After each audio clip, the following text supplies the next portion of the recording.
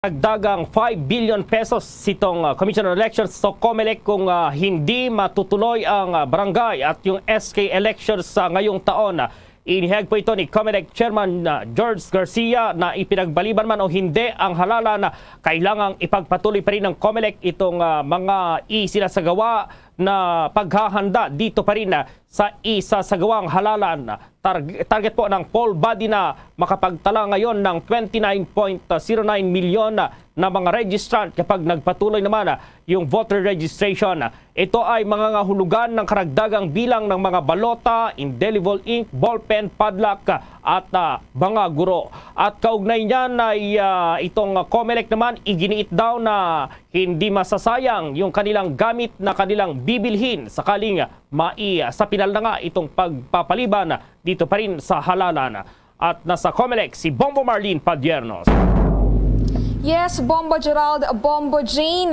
Binigyang diin nga o tiniyak ng Commission on Elections na hindi masasayang ang pera at pondo ng taong bayan sakaling matuloy na talaga itong pagpapaliban ng barangay at SK elections sa darating na Disyembre. Sinabi ito mismo ni COMELEC Chairman George Erwin Garcia sa eksklusibong panayam ng Bombo Radio Philippines kasabay ng pagbanggit na isa ito sa mga structural reforms na isinasagawa ng komisyon. Ayon kay Garcia, bagamat mainit na usapin ngayon ang pagkapaliban sa gagawing local election sa bansa, ay patuloy pa rin anya ang isinasagang paghahanda ng komisyon ukol dito. Ngunit nilinaw niya na walang masasayang sa lahat ng kagamitang binili ng komisyon para sa December barangay at SK elections dahil hindi naman ito agad na masisira at maaari pa rin gamitin sa susunod na halalan sakaling matuloy nga ang desisyon na ipagpaliban ito. Kaugnay niyan, pakinggan pa natin yung bahagi ng ating panayam kay COMELEC Chairman George Erwin Garcia.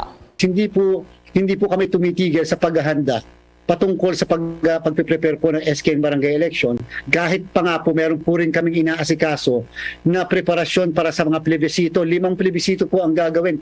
Paghahati ng probinsya into 2 provinces, pagkikreate ng barangay. Yung isa po pagko-convert ng isang munisipyo into a city. So yan po ay pinaghahanda ng COMELEC. Mangyayari pong lahat na yan sa taon din na ito. Magsisimula na po kami doon sa katanungan nyo kung ano yung susunod na step sa procurement process. Siyempre, kinakailangan na pong this time, mag-procure kami kahit man lang mga ballpen, kahit man lang mga papel o yung mga balot, yung mga papel na gagamitin sa balota. Ngayon, sasabihin po ng mga kababayan natin, ako, baka naman masayang yung perang ginagamit natin, baka mawaldas na hindi naman magandang patutunguhan. Una po, yan nga yung isa sa mga structural reforms na atin pong isasagawa dito sa loob ng Commission on Election. Yan ang bahagi ng pahayag ni COMELEC Chairman George Garcia. Para sa Bombo Network News, ako po si Bombo Marlene Padiernos, nag-uulat para sa Pambansang Radyo ng Pilipinas, Basta Radio, Bombo! Sa mga sandaling ito, maki-update tayo dito pa rin sa paglilibinga ng tinaguriang Asia's Fastest Woman noong 1980s si Lydia Vega at nasa May Kawayan sa Bulacan si Bombo Elmar Acol. That's right, Bombo Gerald, Bombo Jane, kasama ko ngayon ang miyembro ng pamilya, 21 gun salute. Heroes welcome, Heroes burial.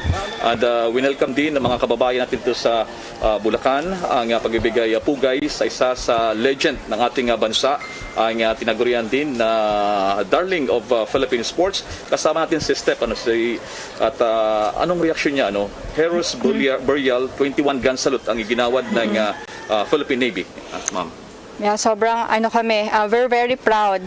Habang naglalakad nga kami, nahatid namin yung mom ko sa kanyang huling hantungan. Nag-uusap kami na grabe, my mom is such a superstar. And we're very honored na nabigyan siya ng ganyang karangalan. Ang daming nagmamahal sa kanya, ang daming naghanda, ang daming namin nakasama para maihatid siya.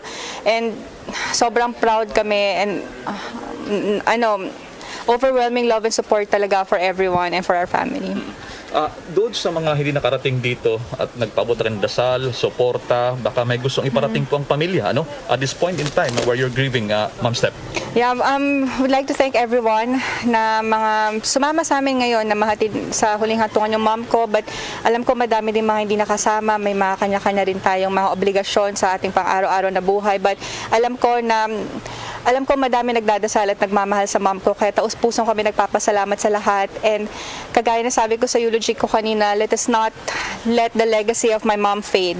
Hindi natin siya kasama ngayon physically, but she will be forever in our hearts, at kahit saan man tayo, alam natin na nandiyan siya kasama natin. Okay, may mga gintong alay sports mga legends na dito kanina. Anong feeling dito? Yung mga kasama ng mami mo na dito kanina? Yeah, they're family friends, so kilala namin sila, and sobrang grabe yung pagsasalamat namin kasi almost every day nandito sila para sa mom ko, and ganyan talaga, lalo na pag nasa larangan kayo ng palakasan, hindi lang kayo magka-teammates, magkapamilya na rin kayo. Again, Steph, maraming salamat sa mister mo rin, at condolence again. Ang buong Pilipinas nakikinig po sa atin. Marami pong salamat, Steph. Salamat. Salamat din po. Alright, si Steph, isa sa tatlong anak po ni Lydia De Vega. Dito po naman sa mga lugar ng Pandayan Memorial Cemetery. So yan, Bombo Jer, 21 gun salute ang iginawad ng Philippine Navy. Ito pa lang si Lydia De Vega, dati pala itong sa reserve, sa Philippine Navy. O din niya na-continue, Bombo Gerald. So at one point in time, naging reserve siya sa Philippine Navy. Kaya naman dito, isang kumpanya ng Philippine Navy na mula dyan sa Intramuros, Maynila, nagpunta rito para magbigay-pugay din sa ating dating Asia's fastest woman, Lydia De Vega, Bombo Gerald. Oo, pakinggan muna natin siguro kanina, Bombo Elmar, yung 21 gun salute na inialay kay Asia's fastest woman, Bombo Elmar. Iba! Stop! Iba! Stop! Iba! Stop!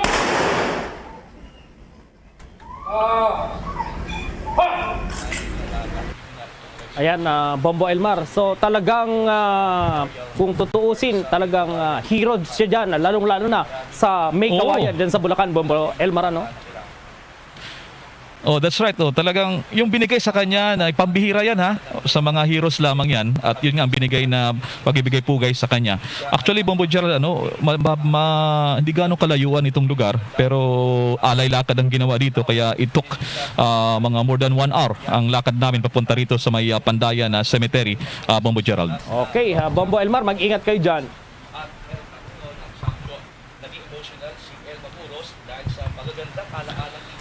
Ayan, so medyo naputol yung linya ni Bombo Elmar. Samantala po, itong Finance Secretary na si Benjamin Diokno naglatag daw ng ilang measures para mapibilis itong economic recovery ng bansa. Nasa kamera si Bombo Annalise Soberano. Bombo Gerald, hanggang sa ngayon nagpapatuloy pa rin itong committee hearing ng Ways and Means, at kanina nga isa sa mga speakers sa itong si Finance Secretary Benjamin Diokno. Inilatag ni Secretary Diokno ang ilang mga measures para mapabilis ang economic recovery ng bansa sa isinagawang pagdinig ng House Committee on Ways and Means sa pangunguna ni Representative Joey Salceda.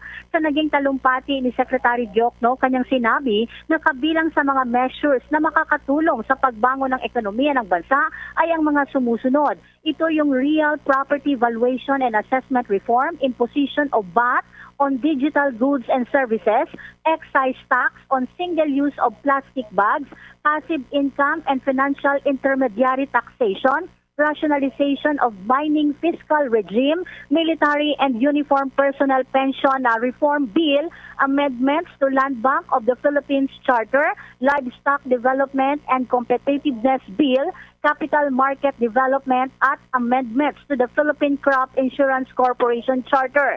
Sinabi ng kalihim na sa kabila ng mataas ang public debt o utang, nananatili naman itong manageable. Ipinunto ni Secretary Diokno na hindi kasama ang Pilipinas sa mga bansa na may pinakamataas na panganib na hindi matupad ang kanilang mga obligasyon sa taong ito. Batay sa ulat na ilang mga bansa na may mga antas ng pampublikong utang sa gross domestic product na mas mataas kaysa sa ratio ng Pilipinas. Giit ni Diokno, ang ratio ng utang sa GDP ay hindi ang tanging pamantayan na mahalaga. Dapat isaalang-alang ang economic fundamentals ng bansa. Binigyang diin din ni Diokno na ang ating panlabas na sektor ay nananatiling matatag, ang gross international reserves ay higit pa sa sapat at mayroong tuloy-tuloy na structural inflow at tumataas ang exports. Layon kasi ng Marcos administration na palaguin ang ekonomiya ng 6.5 hanggang 7.5% sa taong ito at pagkatapos ay gawing 6.5 hanggang 8% taon-taon mula 2023 hanggang 2028. Mula Kamara, Bombo Anali Montaño Soberano nag-uulat para sa Pambansang Radyo ng Pilipinas. Basta Radio, Bombo! Samantala, anong oras kaya magpapakawala ng tubig muli itong Magat Dam? At ma-report ang Bombo Radio Kawayan.